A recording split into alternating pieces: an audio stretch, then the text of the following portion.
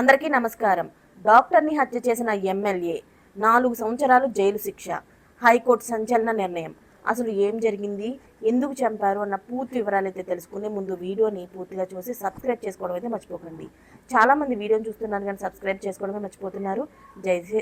దయచేసి సబ్స్క్రైబ్ చేసుకుని ఒక లైక్ చేస్తారని కోరుకుంటున్నాను.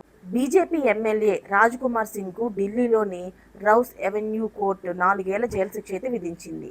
అసలు ఎందుకు విధించింది, ఆయన ఏం చేశారు అన్న పూర్తి వివరాలు అయితే ఇప్పుడు తెలుసుకుందాం.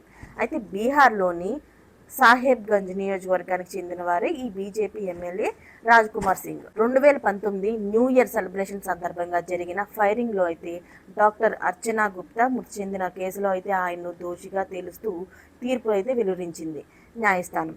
ఈ కేసులోని ఆయనకు జైలు శిక్షతో పాటుగా 25 లక్షల రూపాయలు అయితే జరిమానా కూడా విధించింది. 2018 డిసెంబర్ 31వ తారీఖున అర్ధరాత్రి ఢిల్లీలోని ఫతేపూర్ బేరీ ప్రాంతంలోని రాజ్ కుమార్ సింగ్ ఫామ్ హౌస్లోని నూతన సంవత్సర వేడుకలు అయితే నిర్వహించారు.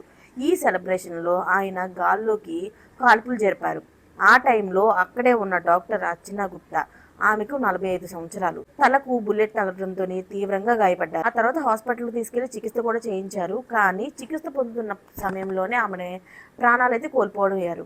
ఈ ఘటనపైన నమోదైన కేసులోని విచారణ చేపట్టిన న్యాయస్థానం గత జూన్ నెలలోని రాజ్ కుమార్ సింగ్కు BSS 304/2 ఆయుధ చట్టాన్ని నిబంధనల్ని ఉల్లంఘించారని దోషిగా అయితే తేల్చింది. అయితే శిక్షను ఖరారు చేసే సమయంలో రాజ్ కుమార్ సింగ్కు ఎలాంటి హత్యోద్దేశం లేదని ఆయన తరపు న్యాయవాదులు అయితే వాదించారు. ప్రజాప్రతినిధిగా ఆయనకు మంచి పేరుండటంతో శిక్షను కూడా తగ్గించాలని కూడా కోర్టును కోరారు. అయితే నేర తీవ్రతను పరిగణనలోకి తీసుకున్న న్యాయస్థానం 4 ఏళ్ల జైలు శిక్షతో పాటుగా 25 లక్షల రూపాయల జరిమానా విధించింది.